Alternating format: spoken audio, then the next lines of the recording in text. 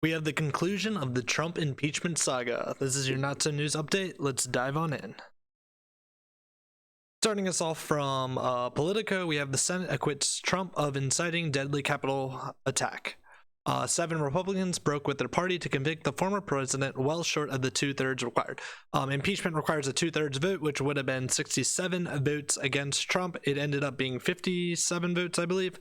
And this vote happened on Saturday. So in the Political article, they say the Senate voted on Saturday to acquit former President Donald Trump of inciting the deadly insurrection of January 6th, marking the close of an impeachment trial that laid bare the horrors of the riots and highlighted the country's halting efforts to extricate itself from the Trump era. Most Senate Republicans sidestepped Democrats' central argument that Trump months-long campaign to subvert the election results, as well as his incendiary remarks hours before the mob stormed the Capitol and demanded that he be convicted and barred from the presidency in the future. In the end, 7 Republicans supported a conviction, 10 votes short of the 2/3 threshold required, but even Senate Republican leaders who voted to acquit Trump rebuked the former president, acknowledging that the House had proven its case and that Trump had violated his oath of office. Senate Minority Leader Mitch McConnell said in a striking post-acquittal speech that Trump was morally and practically responsible for the January 6th insurrection, but he's constitutionally not eligible for a conviction because he's no longer in office. This really gives a insight, I think, into McConnell and what the future of the Trump presidency, or in the Biden presidency, how Republicans are going to react to Trumpism. I think if Republicans want a chance in 2024, there needs to be some type of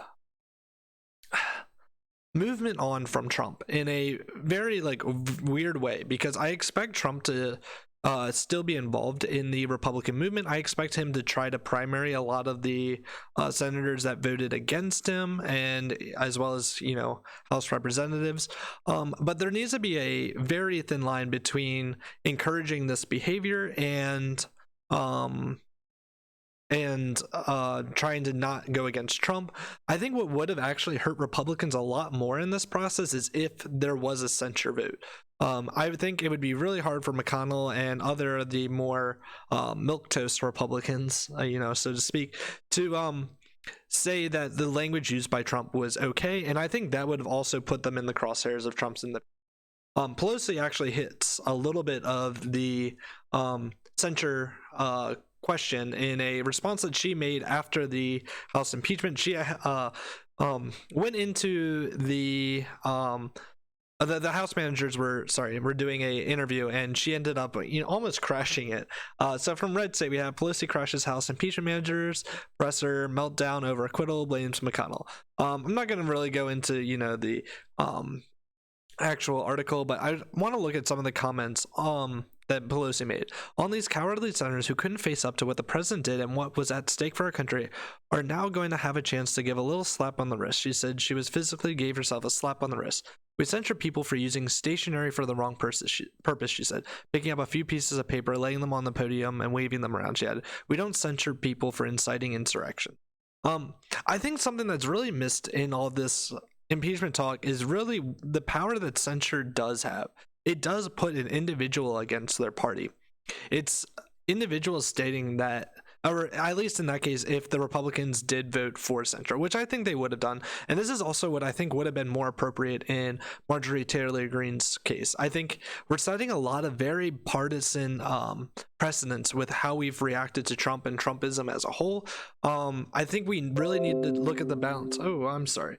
We need to look at the balance of how we see each party using the powers that are being mentioned. Next, Ted Cruz apparently submitted a bunch of questions that are a little comical to the impeachment managers, and Breitbart was able to get some of these. The first one that he said, or I guess he released these on his Twitter. Where's the short fat guy? Can we build the Keystone pipeline if we add Hunter Biden to the board? To Manager Swaldwell, tell us about Fang Fang. Have any of the House managers had sexual relations with a Chinese communist spy? If so, please explain. Really, I think this points that Cruz really didn't take the impeachment too seriously. I think we kind of knew how he was going to vote going in. But I think in general, this kind of looks at how serious the impeachment as a whole is taken by everyone. I think everyone kind of expected what was going on. We knew somewhere between 52 and 57 Republican or votes were going to be against the president. We kind of knew, roughly 40 Republicans would still find in Trump's favor. And that was, shown well ahead with the Rand Paul vote that happened earlier on in the months. I think it's something that's actually kind of interesting is we had individuals that voted that the impeachment was not constitutional, but did still impeach the president, which in my mind is a little hard to reconcile, but we did do that. Finally, we have from the True Reporter that Trump lawyer obliterates the fine people hoax once and for all, liberal networks forced to air it. This goes into the quote that Trump had in Charlottesville when people were saying that he was referring to the Nazis when he said there was good people on or fine people on both sides, and this was brought up during the Trump impeachment trial.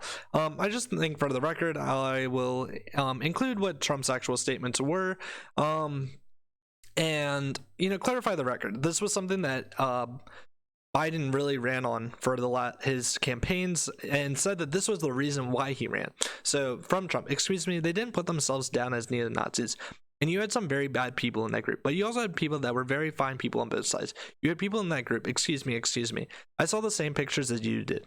You had people in that group that were to the protests, the taking down of, to them, a very important statue and the renaming of a park from Robert E. Lee to another name. A reporter, George Washington and Robert E. Lee are not the same. Trump says, oh no, George Washington was a slave owner. Was George Washington a slave owner? So will George Washington now lose his status? Are we going to take down the statues of George Washington? How about Thomas Jefferson? What do you think of Thomas Jefferson? You like him? Okay, good. Are we going to take down his statue? He was a major slave owner. Are we going to take down his statue? You know what? It's fine. You're changing history, you're changing culture, and you had people, and I'm not talking about the neo-Nazis and the white supremacists because they should be condemned totally, but you had many people in that group other than neo-Nazis and white nationalists, okay? And the press had treated them absolutely unfairly. Now in the other group also, you had some fine people, but you also had some troublemakers, and you will see them come out with black outfits and with the helmets and with the baseball hats. You had a lot of bad people in the other groups too. I think something that actually hit here by Trump is one, his prediction of them taking down the statues of George Washington, Thomas Jefferson, which we've seen a lot of push for, but also this changing of culture and changing of history. Something I've really been trying to look at more at is essentially like this biological fitness that we put cultural figures in.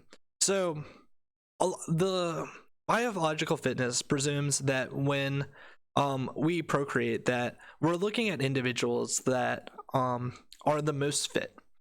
What this requires is there to be a standard of what is considered a fit. And this is where we have individuals, in religious figures, we have, Jesus, we have the saints. In American history, we have people like George Washington, Thomas Jefferson.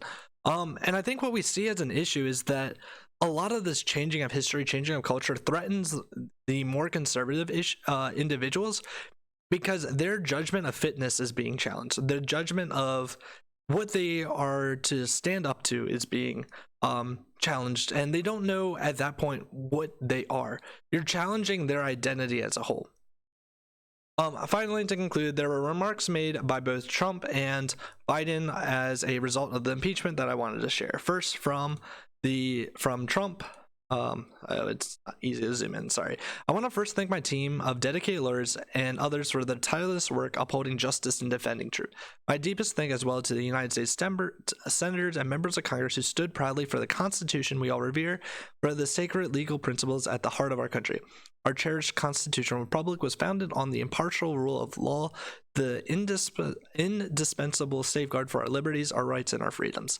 It is a sad commentary on our times that one political party in America is given a free pass to denigrate the rule of law, defame law enforcement, cheer mobs, excuse rioters, and transform justice into a tool of political vengeance, and persecute, blacklist, cancel, suppress all people and viewpoints with whom or which they disagree. I always have and always will be a champion of the unwavering rule of law, the heroes of law enforcement, and the right of Americans to peacefully and honorably debate the issues of the day without malice and without hate. This has been yet another phase of the greatest witch hunt in the history of our country. No president has ever gone through anything like it. And it continues because our opponents cannot forget the almost 75 million people, the highest number ever for a sitting president, who voted for us just a few short months ago. I also want to convey my gratitude to the millions of decent, hardworking, law-abiding, God and country-loving citizens who have bravely supported these important principles in these very difficult and challenging times. Our historic, patriotic, and beautiful movement to make America great again has only just begun. In the months ahead, I have much to share with you, and I look forward to continuing our incredible journey together to achieve America's greatness for all our people. There's never been anything like it. We have so much work ahead of us, and soon we will emerge with a vision for a bright, radiant, and limitless American future. There's nothing we cannot accomplish. We remain one people, one family, one glorious nation under God, and it's our responsibility to preserve this magnificent inheritance for our children and for generations of Americans to come. May God bless all of you, and may God forever bless the United States of America. I think what we see here with this statement is almost a return to normalcy for Trump. I was recently looking at how he behaved in the 2016 versus how he behaved in the 2020 election, and it's almost two completely different Trumps. Trump back in 2016, he showed a lot of respect for his political enemies. I remember him, supporting Ted Cruz when Cruz won states against him in the primaries. And it's just such a weird feeling of like how that changed to what we see as 2020, 2021 Donald Trump. And I think this letter really shows a return to normalcy for him. This might, even be a result of him finally being off Twitter, being off that particular echo chamber. It'll be interesting to see what he says by that there's a future for him. I don't think he's going to be running in 2024, but he might become, essentially the right-wing equivalent of like George Soros or something that just gives a lot of financial support towards right-wing causes, and I think that's more likely the future for him. Finally, we have statements by Joe Biden on the Senate vote in the trial of Donald Trump. It was nearly 2 weeks ago that Jill and I paid our respects to Capitol Police Officer Brian Sicknick, who laid in honor in the rotunda after losing his life protecting the Capitol from a riotous violent mob on January 6, 2021. Today, 57 senators, including a record 7 Republicans, voted to find former President Trump guilty for inciting that deadly insurrection on our very democracy. The Senate vote followed a bipartisan vote to impeach him by the House of Representatives. While the final vote did not lead to a conviction, the substance of the charge is not in dispute. Even those opposed to the conviction, like Senate Minority Leader McConnell, believed Donald Trump was guilty of a disgraceful dereliction of duty and practically and morally responsible for provoking the violence unleashed on the Capitol. Tonight, I am thinking about those who bravely stood guard that January day. I'm thinking about all those who lost their lives, all those whose lives were threatened, all those who are still living with terror they lived through that day. I'm thinking of those who demonstrated the courage to protect the integrity of our democracy. Democrats and Republicans, election officials and judges, elected representatives and poll workers before and after the election. This sad chapter in our history has reminded us that democracy is fragile, that must always be defended, that we must be ever vigilant, and violence and extremism has no place in America, and that each of us has the duty and responsibility as Americans and especially as leaders to defend the truth and to defeat the lies. This is how we end the uncivil war and heal the very soul of our nation. This is the task ahead, and it's the task we must undertake together as the United States of America. I think what we see here from Biden is a new call for unity. And I want to talk about unity really quickly with respect to what it means in our democracy. Normally, the way a democracy works is that we have a 51% that, rules over the 49, or whatever the majority versus the minority is. Generally, in the United States, this follows a roughly 50-50 split. What we need to see is a new movement towards not 50-50 splits. We need to be pushing for legislation that gets, 99 to 1% votes. I think that's what the purpose of a censure vote would be. I firmly believe that if there was a censorship vote taken against Marjorie Taylor Greene, a censure vote taken against Trump, you would have seen 99% approval. Obviously, there's going to be the 1% that just is firm on their stance no matter what. I think, and the way you get to the censure hard votes is you start with, an impeachment and then say instead that you're going for censorship to try and get, those on the other sides. This can be done both ways and against both political parties. Instead, when we take these positions that are, the 51-49, they intentionally divide us roughly 50-50 against our neighbors. And this is why when we hear like the calls for unity, they seem so disingenuous. We don't see true bipartisan votes. It's not bipartisan to say that 5% of the other side joined yours. What we should be looking for is taking 90% of our side, 90% of the other side, and allow the two fringes to not be included in legislation. But we should be finding legislation that both parties have overwhelmingly support. And then when you have your more like far left or far right policies, you get those passed in your local districts. There's absolutely no reason that that left-wing ideas of California should be legislating the Midwest. There's no reason that the right wing's ideas in Florida should be legislating individuals in New York. What we should do is allow those more partisan views to be held in states and allow the federal government to represent the country as a whole, not just 50%. This is your February 15th Not So News update. Please like and subscribe if you enjoyed the video, and have a good one.